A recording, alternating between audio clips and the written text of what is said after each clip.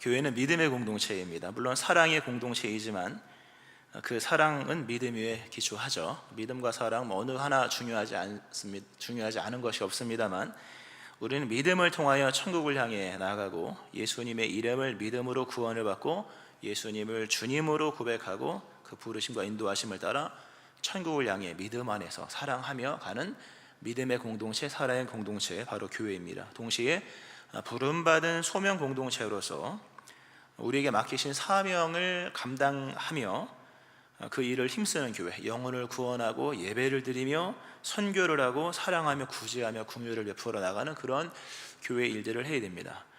여하간 교회는 믿음의 공동체입니다. 믿음이 없이는 교회는 어떤 것으로도 하나님을 기쁘시게 할 수가 없습니다. 그러므로 언제나 교회를 생각할 때마다 믿음과 관련하여 생각을 하지 않을 수가 없습니다. 성도님들의 믿음이 더 좋아지기를 원하는 건 누구나 당연한 마음이겠고요, 또 저 자신도 믿음이 좋아지기를 늘 소망하는데요, 그러면서 여러 질문이 듭니다. 우리 교회 성도님들을 어느 정도로 믿게 해야 할 것인가, 얼마나 열정적으로, 얼마나 뜨겁게 믿음 생활을 할 수 있도록 해야 될 것인가에 대한 그 생각을 자연히 하게 되죠. 그건 어느 누구나 당연히 할 수밖에 없는 생각인데요, 도대체 어느 정도로 믿게 해야 될까? 이걸 다른 말로 설명하면 성도님들의 신앙의 열정을 도대체 어느 정도까지 책임을 져야 될까? 물론 제가 책임질 수 있는 건 아니죠. 목사가 성도님의 신앙의 열정까지, 참 어려운 얘기죠. 그러나 정말 마음 같아서는 모두에게 다 불을 땡기고 싶은 마음이 있습니다만, 그런 생각을 할 때 하나님은 좀 다른 그 질문을 주실 때가 있습니다. 어느 정도로 얼마나 뜨겁게 믿어야 하는가도 중요하지만 그보다 우선하여서 무엇을 믿어야 할 것인가가 더 중요하다. 성도님들에게 어느 정도로 믿게 될 것인가, 뜨겁게 열정적으로 굉장히 중요하지만 하나님의 입장에서는 그보다 우선하여서 무엇을 믿어야 할 것인가가 더 중요하다. 아주 중요한 얘기죠. 믿음은 진리가 만듭니다. 진리를 마주할 때만이 믿음이 생깁니다. 물론 신앙생활에서 열정도 중요하지만 열정이 믿음을 만드는 것이 아니라 믿음이 열정을 만드는 겁니다. 열정 갖고 있다고 믿음이 되어지는 게 아니라 진정한 믿음이 있으면 열정이 살아나죠. 살아있는 생명체는 온도가 있듯이 마음을 다하고 목숨을 다하고 뜻을 다하고 힘을 다하여 주 너의 하나님을 사랑하라. 그러나 그 열심과 열정은 진리를 발견했을 때 진정한 대상을 보면 거기에 사랑에 빠지게 되어 있는 것이거든요. 그러므로 하나님께서 이렇게 주시는 마음, 성도님들을 이렇게 막 하고 싶은 마음이 많이 들 때마다 하나님께서 하시는 말씀은 무엇을 믿느냐가 먼저이다. 무엇을 진리를 전하고 복음을 증거하여 바른 믿음을 갖게 하는 것이 하나님께서 우리 교회에 원하시는 것이고, 또 그 가운데 여기까지 온 것이죠. 결국 무엇을 믿어야 하느냐 할 때 하나님의 사랑을 믿는 겁니다. 하나님의 사랑을 믿고 하나님의 은혜를 믿는 것이죠. 너무 당연한 얘기죠. 그러면 좀 빨리 정리하여서 하나님의 사랑을 믿고 하나님의 은혜를 믿는다는 것은 결국 무엇을 말하는 것일까? 물론 예수님을 믿는 거죠. 결국 하나님의 사랑과 은혜, 참 다양한 각도 속에서, 물론 총체적으로 예수님이지만 성격을 얘기하지 않을 수가 없습니다. 하나님의 은혜와 사랑은 여러 다양한 방법으로 경험을 하게 되고, 물론 예수님 안에서지만 그래서 어떤 형태와 모양으로 얘기하기는 어렵습니다. 그러나 그 은혜와 사랑의 근본의 속성 또는 성격은 얘기할 수 있다는 거죠. 비유하자면 음식이 여러 가지가 있으나 결국 맛이 중요한 것처럼 하나님께서 우리에게 베푸시는 은혜와 사랑을 믿어야 하는데, 은혜와 사랑의 그 성격이 뭐냐 할 때 그것은 바로 자유와 해방입니다. 자유와 해방. 자유, 오늘 보면 포로된 자유를 자유롭게 하고 눌린 자를 자유롭게 하는 이 말씀이 나오고, 자유롭다, 자유, 이 해방을 말하는 것인데요, 하나님께서 우리에게 베푸시는 모든 은총의 성격이 어떤 거냐 할 때 그 은혜를 받으면 사람이 자유해집니다. 그 사람에게 해방이 옵니다. 그 근본은 용서와 사면이죠. 오늘 이 희년과 관련해서 하나님의 사랑을 전함으로 오늘 좀 설교가 좀 난이도가 있을 수가 있는데요, 용서와 사면을 말하는 겁니다. 우리가 죄사함 받고 용서받고 그래서 깨끗이 씻음 받았다는 의미도 중요하지만 죄로부터 자유하게 되었고 해방되었다. 결국 하나님의 사랑을 믿고 하나님의 은혜를 믿고 또는 그것을 받을 때 우리에게 주어지는 신앙의 성격이 뭐냐 할 때 자유가 주어지고 해방이 주어지고 용서와 사면이 주어진다고 하는, 그걸 그 은혜와 그 기쁨을 누리게 된다고 하는 게 아주 중요한 얘기입니다. 우리가 은혜를 많이 받지만 은혜 받아서 부자 되는 것도 중요하고 은혜 받아서 강건하게 되는 것도 중요하지만 은혜는 자유와 해방입니다. 그 성격이 제대로 받으면 자유와 해방이 주어지고 자유와 해방은 용서와 사면이죠. 오늘 누가복음입니다. 오늘부터 누가복음 4장에서 누가복음 9장까지를 이제 매주마다 볼 거거든요. 갈릴리에서 행하신 그리스도 예수의 복음 사역이 4장부터 9장까지 나오죠. 물론 앞부분은 읽지 않아요. 4장 1절부터 예수님의 시험 당하심은 하여튼 최근에 한번 설교를 했기 때문에, 몇 달 전에 설교를 한번 했기 때문에 그 설교는 하지 않았고요. 예수님께서 이제 회당에서 들어가셔서 자신이 이후에 하실 사역 또는 하나님께서 예수님을 통해서 하실 사역이 어떤 건지를 이제 공표하시면서 이후에 이제 실질적인 예수님의 사역이 펼쳐지는 거거든요. 그래서 4장부터 9장까지는 갈릴리 예수님께서 갈릴리에서 얼마나 많은 복음적인 일을 행하셨는가가 나오는 건데요. 여러 사건이 나오기 전에 그 성격을 먼저 말씀하시면서 내가 오늘부터 이후에 펼칠 모든 은혜와 하나님의 사랑 또는 역사에 대한 모든 성격을 설명해 줄 테니 들어봐라. 그것이 바로 오늘 본문의 말씀인데 내용은 한 가지입니다. 희년이다. 희년, 구약에 보면 희년이 나옵니다. 이스라엘 구약법상으로 보면 매 7년마다 면제년입니다. 우리가 이제 뭐 하다 보면 빚도 지고 대출도 받고 또는 뭐 그로 인해 파생된 여러 가지 삶의 문제가 생기죠. 근데 신명기를 보면 매 7년 끝에는 면제하라. 면제의 규례는 이러하니라. 그의 이웃에게 꾸어진 모든 체주는 그것을 면제하고 그의 이웃에게나 그의 형제에게나 독촉하지 말지니 이는 여호와를 위하여 면제를 선포하였습니다. 신명기에 나옵니다. 7년이 되면 다 면제를 해줘야 됩니다. 그리고 그런 7년이 7번이 지나고 난 다음에 50년짜가 되는 히브리 원력으로 7월 10일이 되면, 7월 10일이 어떤 날이냐면 대제사장이 하나님의 지성소에 유일하게 1년에 한 번 들어가는 그날, 바로 그날입니다. 그날에 나팔을 불어라. 물론 매년 7월 10일마다 이 나팔을 7월 1일에 불고 열흘간 준비하여서 온 백성이 준비하고 제사장이 7월 10일에 정말 피를 바르고 들어가는 장면이 나옵니다만, 그렇게 시간이 7년이라고 7년이 7번 지나서 77에 49, 50년짜가 될 때 제사장이 이제 성전에 들어가는 그날에 전국에 뿔나팔을 붑니다. 뚜 이렇게 불 때 그게 바로 희년입니다. 성경에는 그 희년에 대해서 이렇게 말씀을 하면서 제가 읽어볼게요. 일곱째 달 열흘날은 속죄일이니 너는 뿔나팔 소리를 내되 전국에서 뿔나팔을 크게 불지며 너는 50년째 해를 거룩하게 하여 그 땅에 있는 모든 주민을 위하여 자유를 공포하라. 이 해는 너희에게 희년이니 너희는 각각 자기의 소유지로 돌아가며 각각 자기의 가족에게로 돌아갈지며 하면서 아주 긴 얘기가 뒤에 나옵니다. 7년에 한 번 면제년, 그것이 7번 되고 50년째 될 때 7월 10일에 전국에 뿔나팔을 불면서 희년이 선포됩니다. 희년이 선포되면 이스라엘에 있는 모든 가난하고 소외된 자들 또는 억눌린 모든 자에게 해방과 자유가 선포됩니다. 구원과 은총의 해죠. 땅은 경작이 중지가 됩니다. 1년은 쉬어야 됩니다. 모든 빚이 탕감되고 노예들은 해방을 맞으며 끌려왔던 남녀노소가 다 자신의 집으로 비로소 50년 만에 돌아가는 그것이 바로 이 희년입니다. 이게 중요한 얘기입니다. 하나님께서 은혜 속에 정말 궁극적으로 담아내고 싶어 하신 것이 무엇이냐 할 때 바로 바로 이 자유와 해방입니다. 이런 자유와 해방. 그러니까 여러분 보세요. 50년째가 될 때에 희년이 전국적으로 이제 선포되어서 나팔이 불 때 거기에 가난한 사람, 포로된 사람, 억눌린 사람, 끌려와서 돈이 없어 노예가 된 사람들이 얼마나 그때를 기다렸겠으며 그 나팔 소리와 함께 얼마나 기뻐했겠느냐라고 하는 거죠. 그리고 그들에게 완전히 새로워진 기회가 주어진 거잖아요. 완전히 새로운 기회가 주어졌을 때 그들이 얼마나 기뻤을까? 상상이 되죠? 느낌은 모르지만 얼마나 그들이 기뻤을까? 50년 만에 집으로 돌아가는, 인생이 한 번 오는 겁니다. 희년은 인생이 한 번입니다. 2번 맞을 사람 거의 없죠. 100년을 살아야 되는데요. 참 귀한 얘기죠. 그 기쁨이 이루 말할 수 없다는 거죠. 결국 하나님은 이런 겁니다. 하나님의 백성은 누구나 자유로운 땅에서 자유로운 사람일 수 있어야 한다. 이 은혜의 성격입니다. 하나님의 백성은 누구나 자유로운 땅에서 자유로운 사람일 수 있어야 한다.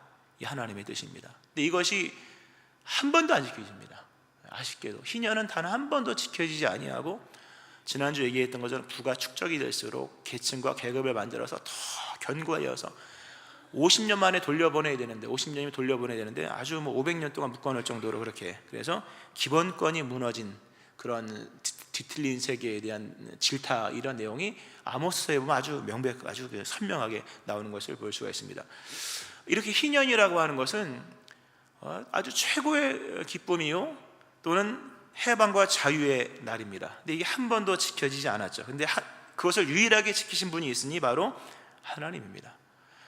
그러니까 하나님께서 인간을 예수님을 통해 구원하시는 그 구원의 내용을 무엇으로 빗대어 설명하시냐 할 때, 또는 예수님도 이후에 내가 행하는 모든 구원 사역이 어떤 것인지를 설명을 하시고 사역을 하신 건데, 말씀하시고 말씀에 준한 사역을 하셨는데, 그 설명하시는 그 비유, 아니 이건 비유가 아니라 거의 상징이죠. 이거 아니면 다르게 해석할 수 없는 것이 바로 희년이었다는 겁니다.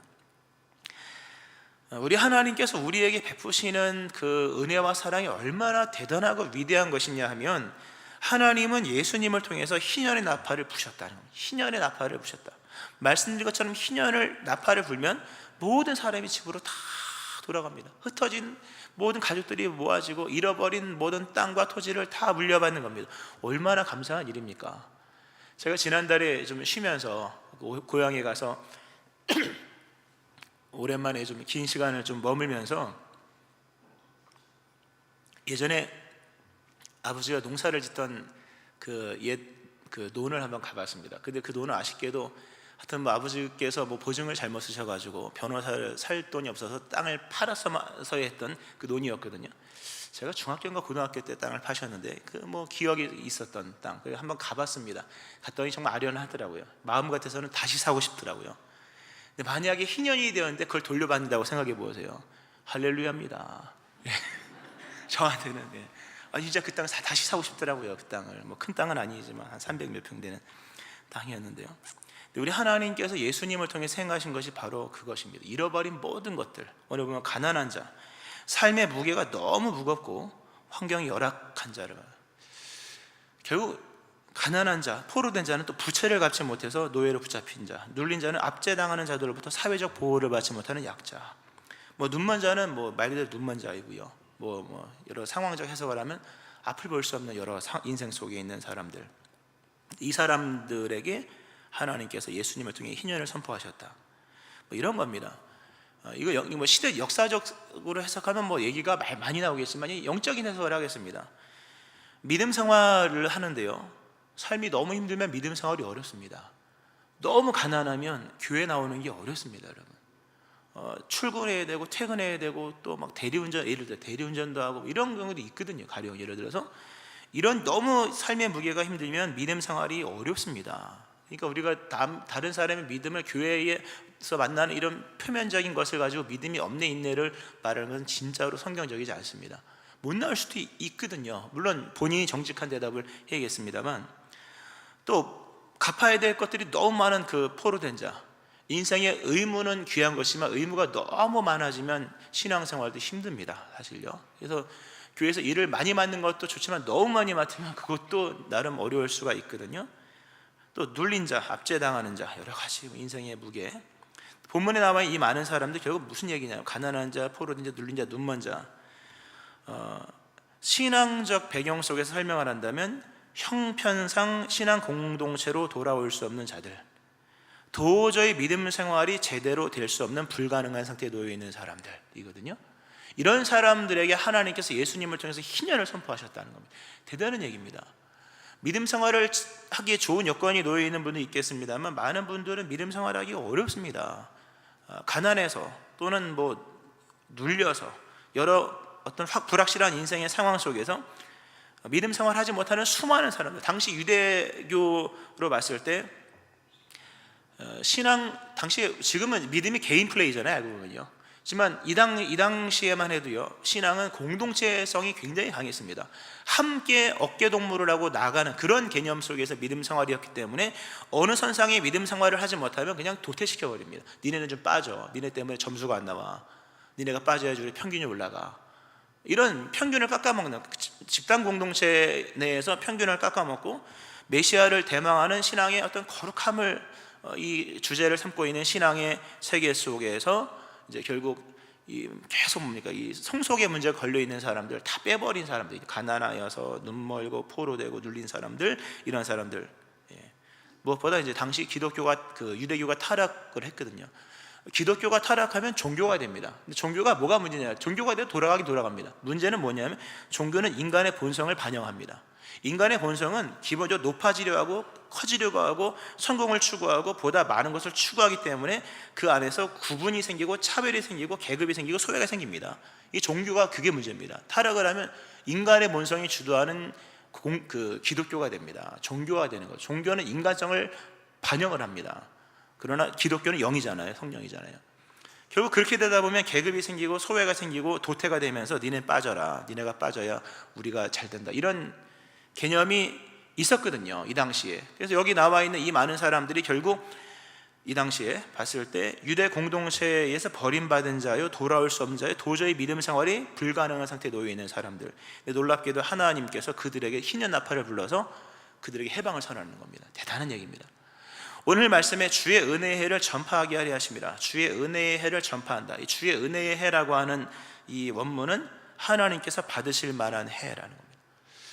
여기 나와 있는 가난한 자의 여러 이 대상들은요, 이 기존의 신앙적 체계와 제도 안에서는 하나님께서 받으실 만한 사람들이 아니었었습니다.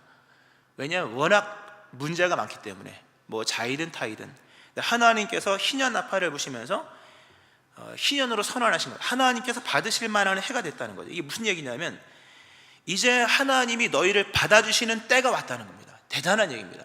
하나님이 너희를 받아주신다. 하나님께로 돌아오라. 이 희년입니다. 이게 믿음입니다. 우리가 믿어야 될 실체가 뭐냐 할 때 바로 이 희년, 하나님께서 그리스도 예수 안에서 나팔을 부셨다. 지금까지는 뭐 조건을 가지고 원래 믿음은 언약이잖아요, 여러분. 언약은 조건이잖아요. 약속은 쌍방입니다. 아파트를 계약을 했지만 잔금을 지불하지 못하면 아파트를 못 받는 거잖아요. 예를 들어서 하나님과 우리 사이의 관계는 언약입니다. 약속을 이행하지 못한 것에 대한 대가를 치르는 것이 하나님과 우리 사이의 관계였었습니다. 근데 하나님이 희년 나팔을 부시면서 이제는 상관없어. 돈 없이 값 없이 와서 그냥 사가. 지금 나팔이 울려진 이 오늘부터 1년 동안 이 정해진 기간 동안에는 내가 다 받아줄게. 지금까지 네가 어긴 것, 잘못한 것, 실수한 것, 또는 변하지 않는 것들 상관없어. 지금 희년의 기간이니까 이때는 내가 너희를 다 받아줄 테니까 니네가 지금 나한테 와, 이겁니다. 그리스도 예수 안에서 우리 하나님께서 행하신 은혜가 바로 이겁니다. 로마서에 말씀하죠. 예수 그리스도를 믿음으로 말미암아 모든 믿는 자에게 미치는 하나님의 의인이 차별이 없느니라. 할렐루야. 뒤집어 얘기하면요, 믿음엔 차등이 있다는 거예요. 사람마다 믿음의 수준이 있고 믿음의 규모가 있고 믿음의 편차가 있잖아요, 사실 솔직히 말해서. 근데 하나님께서 그리스도 예수 안에서 그를 믿는 모든 자에게 의를 선언하시는데 차별이 없느니라. 희년이 선포되었다는 거예요. 로마서 3장 24절 말씀이죠. 또 이어서지는 말씀이에요. 이 예수를 하나님이 그의 피로서 믿음으로 말미암는 화목제물로 세우셨으니 이는 하나님이 길에 참으시는 중에 전에 지은 죄를 관과하심으로 자기의 의로우심을 나타내려 하심이니 곧 이때에 자기의 의로우심을 나타내서 자기도 의로우시며 또한 예수 믿는 자를 의롭다 하려 하심이라. 아멘. 신앙의 열정도 중요하지만 무엇을 믿어야 되는가에 대한 그 하나님의 은혜와 사랑이 어떤지를 명확히 아셔야 됩니다. 명확히. 하나를 믿어도 제대로 믿어야 되는 것인데요, 그 하나님의 은혜의 성격이 뭐냐면 자유해방, 죄로부터 자유해방. 근데 그 하나님께서 그렇게 우리에게 선언하신 것은 그리스도 예수 안에서, 예수님 안에서 우리에게는 하나님의 희년의 때가 주어졌다. 그 희년이면 1년 동안 다 집으로 돌아가고 그 다음부터 뭡니까? 자유인 되는 거예요. 이걸 다른 말로 설명하면요, 예수 시대가 되었다 하는 겁니다. 믿음이 뭐냐? 믿음은 뭐 이렇게 살고 저렇게 사는 게 아니라 예수 시대를 사는 겁니다. 예수 시대를 산다. 지금은 희년 나팔이 불려짐으로 희년의 시대가 열린 겁니다. 그때는 누구나 집으로 돌아가면 되는 거예요. 가면 되는 거예요. 가면. 왜? 자유가 선포되었고 자유가 주어졌기 때문에. 예수를 믿는 것, 예수 시대를 사는 겁니다. 이게 중요한 얘기입니다. 뭐 이거저거 하는 게 아니라 예수 시대를 사는 거죠. 기본적으로 용서와 사면을 받아들이는 겁니다. 죄사함과 관련됨으로 내게 죄로부터 결코 정죄함이 없는 자유가 주어졌다. 사망에서 건짐받고 천국 백성 되었다. 본질상 마귀의 자녀였는데, 진노의 자녀였는데 하나님의 자녀가 된 이 자유를 주신 하나님의 은혜를 받아들이는 예수 시대를 사는 겁니다. 할렐루야. 더 나아가서 이것이 성취되었다는 것을 믿어야 됩니다. 오늘 말씀에 그러잖아요. 이렇게 예수님께서 회당에서 이 이사야 두루마리를 다 읽으신 다음에 덮으신 다음에 앉습니다. 유대에서 이게 지금 거꾸로 돼 있잖아요. 제가 서 있고 여러분이 앉아 있습니다만 랍비들은 앉아서 설교를 합니다. 앉아서 긴 시간 동안 얘기를 해야 되니까 예수님이 딱 앉았을 때 도대체 어떤 말씀을 하실까 모두가 귀를 기울이고 있을 때 예수님께서 아주 위대한 말씀을 하십니다. 말씀하시면서 이 글이 오늘 이 희년, 이 글이 오늘 너희 귀에 응하였느니라. 하나님의 희년이 선포되었고 그 선포된 하나님의 선언이 응답이 되었다, 성취되었다는 겁니다. 하나님께서 우리에게 허락하신 죄사함, 용서가 이미 성취되었다. 성취되었다는 말씀은 가득 찼다는 말씀, 어느 정도로 가득 찼다, 철철 넘쳐서 흘러갈 정도로 찼다는 겁니다. 예수님을 믿는 것, 예수 시대를 산다. 자유롭게 하신 하나님의 그 해방과 자유를 믿고, 그리고 우리를 향한 하나님의 사랑과 죄사함이 완전하게 성취된 것을 믿으셔야 됩니다. 할렐루야. 용서와 사면이 성취가 되었다. 교회는 영혼을 구원하는 겁니다.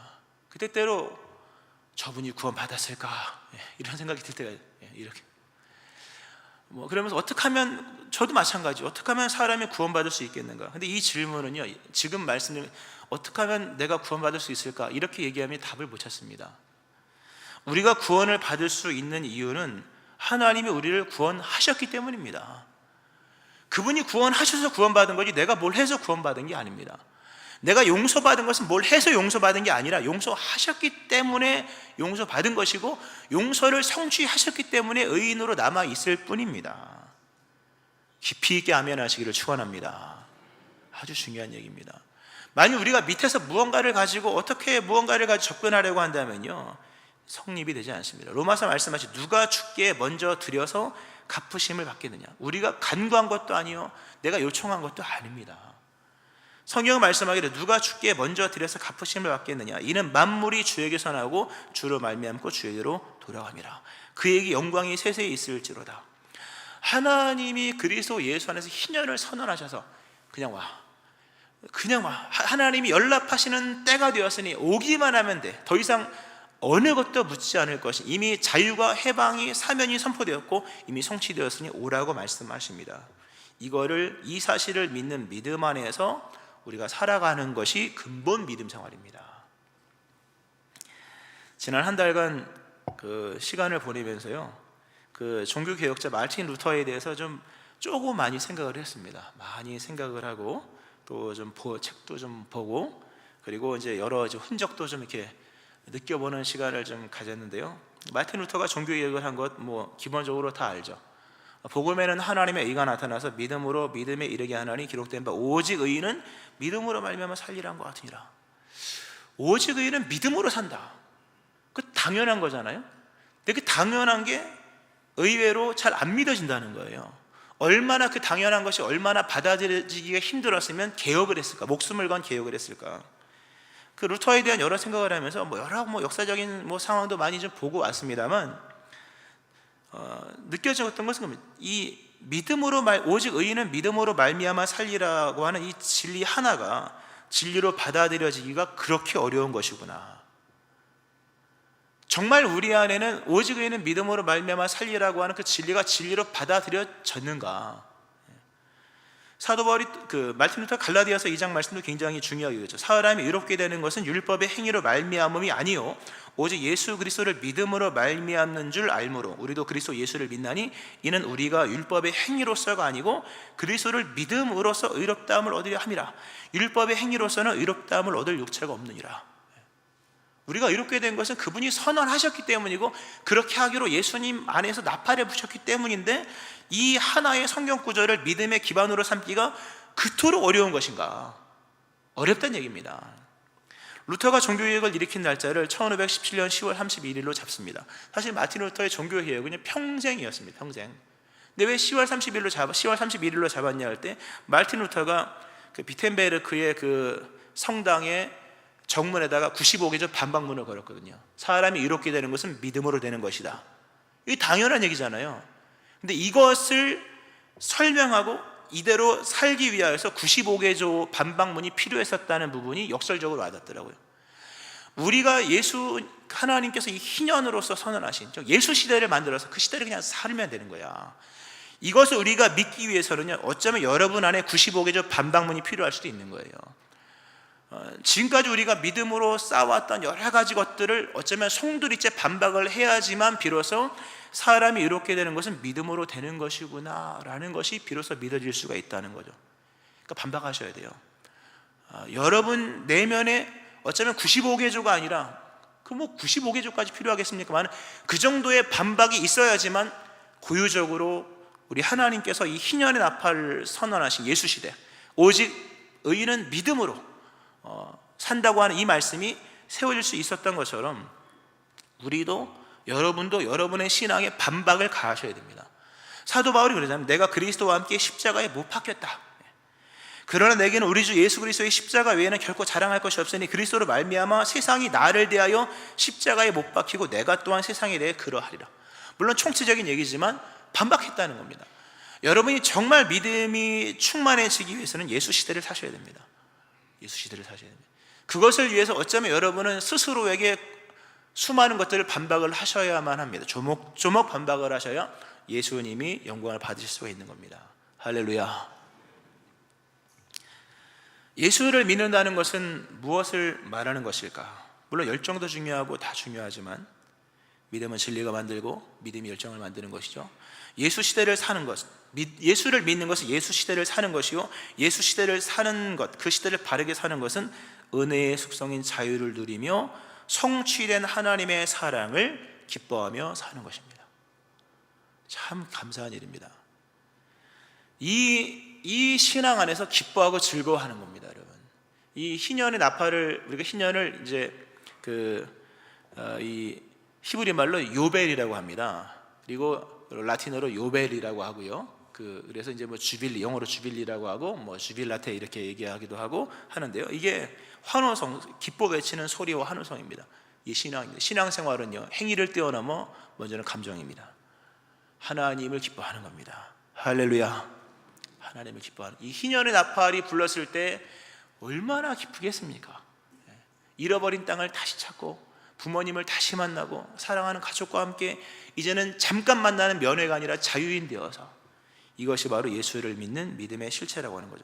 말씀 맺으면서요, 그러나 오늘 말씀은 결코 예수님을 쉽게 믿으라는 메시지는 아닙니다. 이제 다 됐네, 성취됐고 초대하시니까, 그런 얘기가 아니라, 아무것도 하지 말고 믿기만 하면 된다는 말이 아니라, 오늘부터 이제 9장까지 이어지는 내용을 통해서 나중에 보겠습니다만, 제법 긴 시간 동안 보겠습니다만, 결국 예수님이 이렇게 희년 나팔을 선언하셨을 때 예수님께 안김을 받고 하나님께 돌아옴을 받은 믿음의 사람들이 있었다는 거죠. 근데 그 믿음의 사람들이 어떻게 믿음의 사람을 인정받았는가 할 때, 하나님께서 우리에게 베푸신 예수 시대를 나에게 허락하신 인생의 새로운 은총의 때로 여기고 새롭게 도전하면서 주님께로 나오는 사람을 믿음의 사람으로 인정해 주십니다. 아주 중요한 얘기입니다. 예수님께서 우리에게 우리의 희년이 되시고 하나님 우리를 다 맞아주시지만 결국 믿음이 있어야 될 것인데, 그 믿음이라는 것을 믿는 믿음 안에서 예수 시대를 나의 인생의 새로운 기회로 삼고 이제는 새로운 믿음 안에 믿음의 도전을 하고, 그래서 뒷부분에 나오는 내용이지만 밤새도록 그물질에 잡은 것이 없지만은 말씀에 의지하여 다시 나가고, 나병 규례를 깨고 예수님께로 가까이 와서 무릎을 꿇는 행위를 하고, 남의 집 지붕이지만 이때만큼은 뜯어야겠다 싶어 지붕을 뜯는 그 믿음의 사람들의 모습, 또 부르심을 따라 세관의 모든 것을 다 뒤로하고, 얼마나 대단한 얘기입니까? 이 계산을 못 다 이루고 그냥 내버리고 예수님을 따르는, 거꾸로 얘기하면 가만히 있는 사람들은 믿음의 사람으로 인정한 적이 없다. 은총의 새로운 기회를 받았습니까? 새롭게 도전하셔야 됩니다. 말씀에 의지하여 그물을 내리러 가야 될 것이고, 말씀에 의지하여 규례를 깨고 예수님께로 나가야 될 것이고, 하던 계산을 멈추고 주님을 따라야 할 것이며, 심지어 남의 집 지붕도 뜯는 겁니다. 이렇게 예수님께서 우리에게 부여하신 은혜의 때를 새로운 인생의 기회로 삼고 새로운 삶을 향해 도전하며 나가는 사람들을 예수님은 더 이상 아무것도 묻지 아니하시고 네가 믿음의 사람이야, 할렐루야 말씀했습니다. 오늘 이 성경이 너희 귀에 이미 성취되었다. 성취된 것을 믿고 선언하신 선포를 들으면서 은혜의 때가 시작된 것을 믿으면서 예수 시대를 사는 겁니다. 새로운 기회가 주어졌습니다. 새롭게 사시기를 주의 이름으로 축원합니다. 아멘. 기도하시겠습니다.